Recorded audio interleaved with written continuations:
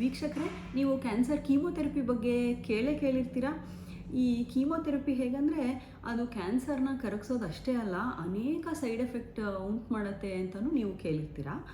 ಈ ಕೀಮೋಥೆರಪಿ ಯಾಕೆ ಅಷ್ಟೊಂದು ಸೈಡ್ ಎಫೆಕ್ಟ್ ಮಾಡುತ್ತೆ ಅಂದರೆ ಅದಕ್ಕೆ ಕ್ಯಾನ್ಸರ್ ಕಣಗಳು ಯಾವುವು, ಆರೋಗ್ಯವಂತ ಕಣಗಳು ಯಾವುವು ಅಂತ ಗೊತ್ತಾಗೋದಿಲ್ಲ. ಸೊ ಯಾವ್ಯಾವ ಕಣಗಳು ಫಾಸ್ಟಾಗಿ ಬೆಳವಣಿಗೆ ಆಗ್ತಾ ಇರುತ್ತೆ, ಸೊ ಅಂಥ ಎಲ್ಲ ಕಣಗಳನ್ನೂ ಅದು ಕೊಲ್ತಾ ಬರುತ್ತೆ. ಅದರಿಂದ ಪೇಷಂಟ್ಗೂ ಸಹ ಅನೇಕ ಸೈಡ್ ಎಫೆಕ್ಟು ಆಗತ್ತೆ ಅಂತ ನಿಮಗೆ ಗೊತ್ತೇ ಇರುತ್ತೆ.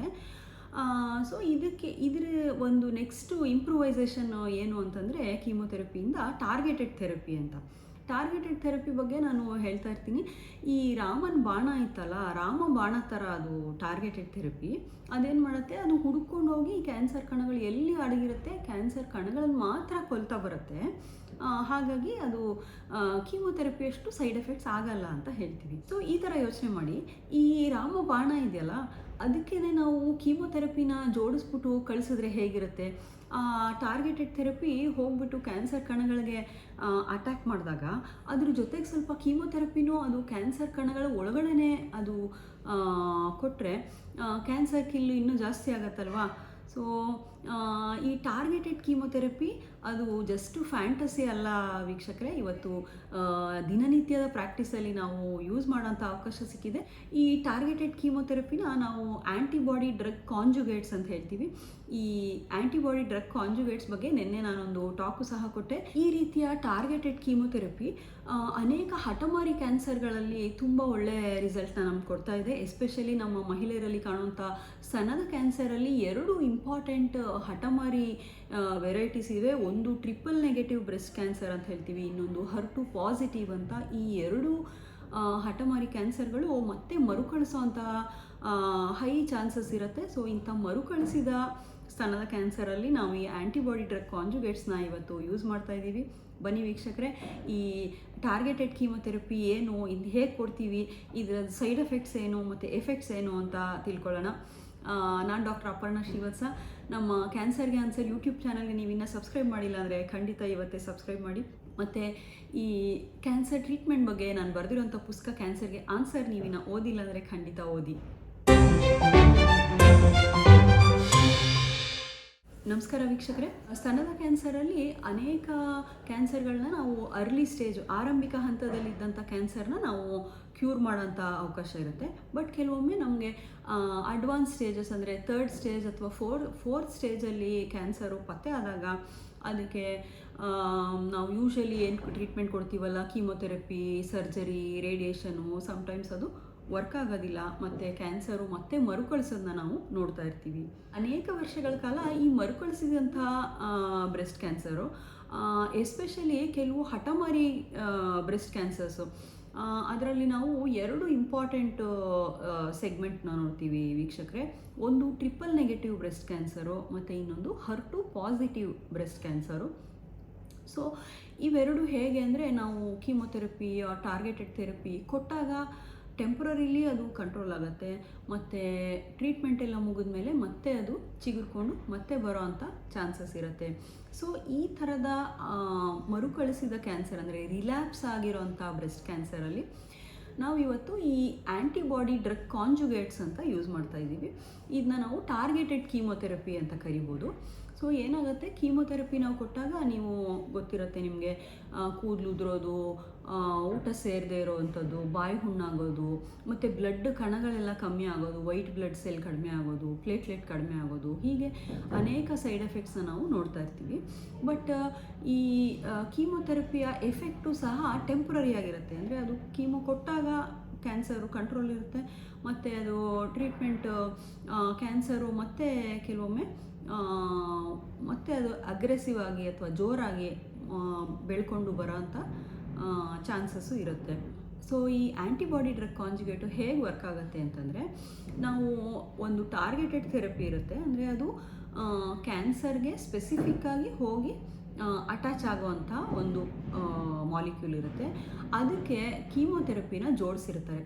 ಸೊ ಇದೇನು ಮಾಡುತ್ತೆ, ಇನ್ಸ್ಟೆಡ್ ಆಫ್ ಎಲ್ಲ ನಮ್ಮ ಇಡೀ ಬಾಡಿಯಲ್ಲಿರೋ ಎಲ್ಲ ಸೆಲ್ಸ್ಗೂ ಕೀಮೋಥೆರಪಿ ಎಕ್ಸ್ಪೋಸ್ ಆಗೋದಕ್ಕಿಂತ ಈ ಟಾರ್ಗೆಟೆಡ್ ಕೀಮೋಥೆರಪಿ ಮಾಲಿಕ್ಯೂಲ್ ಏನು ಮಾಡುತ್ತೆ, ಅದು ಬರೀ ಕ್ಯಾನ್ಸರ್ ಕಣಗಳಲ್ಲಷ್ಟೇ ಹೋಗ್ಬಿಟ್ಟು ಕೀಮೋಥೆರಪಿನ ಬಿಡ್ತಾ ಹೋಗುತ್ತೆ ಅದರೊಳಗೆ.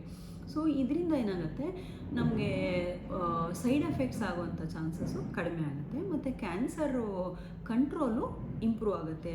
ಮತ್ತು ಅಷ್ಟೇ ಅಲ್ಲ ವೀಕ್ಷಕರೇ, ಈ ಕ್ಯಾನ್ಸರ್ ಸುತ್ತಮುತ್ತ ಎಲ್ಲ ಕೆಲವು ಇಮ್ಯೂನ್ ಸೆಲ್ಸ್ ಅಂತ ಹೇಳ್ತೀವಿ, ಅಂದರೆ ಈ ಸೋಲ್ಜರ್ ಸೆಲ್ಸು, ನಮ್ಮ ಬಾಡಿಯ ಆರೋಗ್ಯವಂತ ಸೋಲ್ಜರ್ ಸೆಲ್ಸು ಸಹ ವರ್ಕ್ ಮಾಡ್ತಾ ಇರುತ್ತೆ. ಸೊ ಈ ಟಾರ್ಗೆಟೆಡ್ ಕೀಮೋಥೆರಪಿಲಿ ಏನಾಗುತ್ತೆ,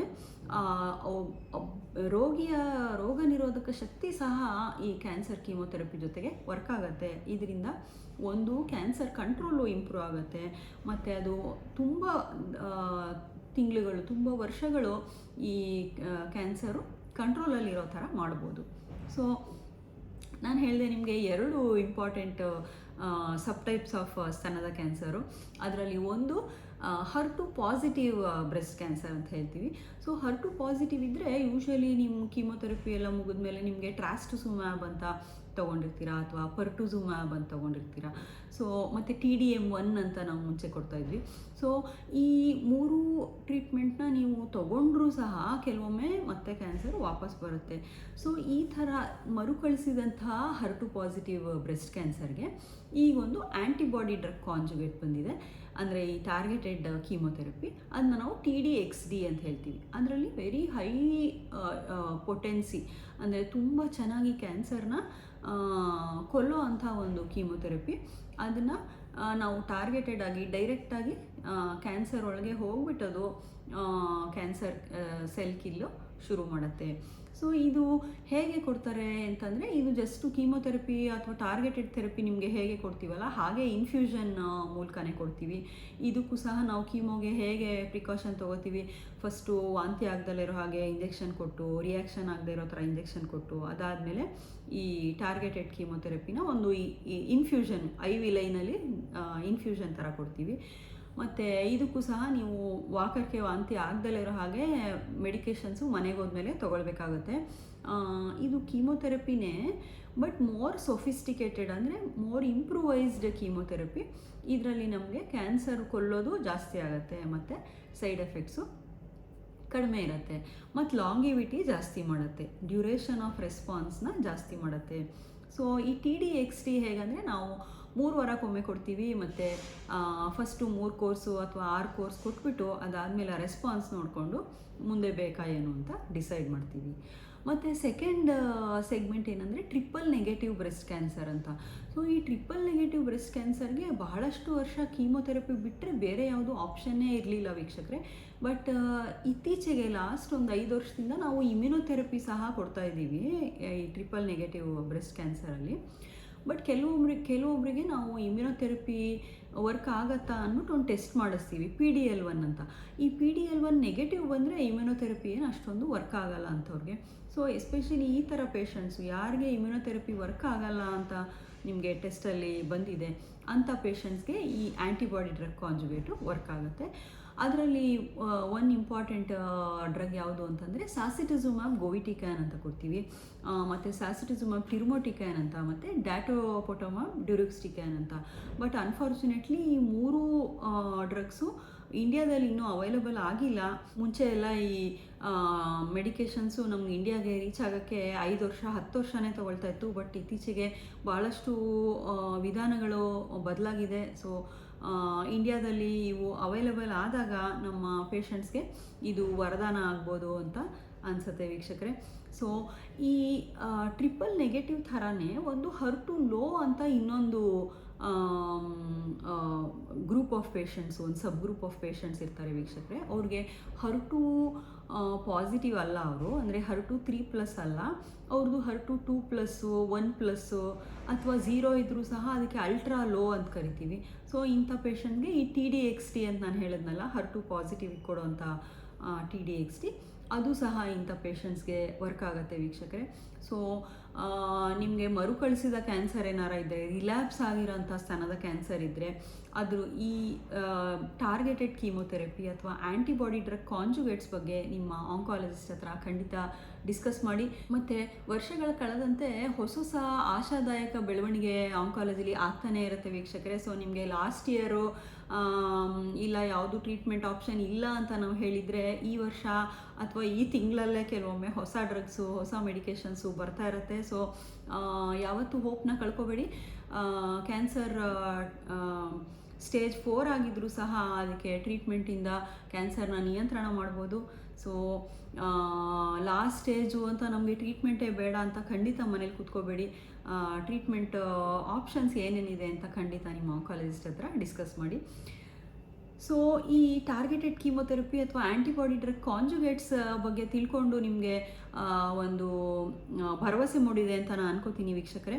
ಇಂಥ ವೈಜ್ಞಾನಿಕ ಮಾಹಿತಿ ಇರೋಂಥ ವಿಡಿಯೋಗಳನ್ನ ಖಂಡಿತ ಶೇರ್ ಮಾಡಿ. ಮತ್ತು ನಿಮ್ಮ ಕ್ಯಾನ್ಸರ್ ಜರ್ನಿ ಹೇಗಿತ್ತು ಅಂತ ನಿಮ್ಮ ಕಾಮೆಂಟ್ಸ್ ಇದ್ದರೆ ಖಂಡಿತ ಅದನ್ನ ಶೇರ್ ಮಾಡಿ. ಈ ವಿಡಿಯೋ ನೋಡಿದ್ದಕ್ಕೆ ನಿಮಗೆಲ್ಲರಿಗೂ ಧನ್ಯವಾದಗಳು.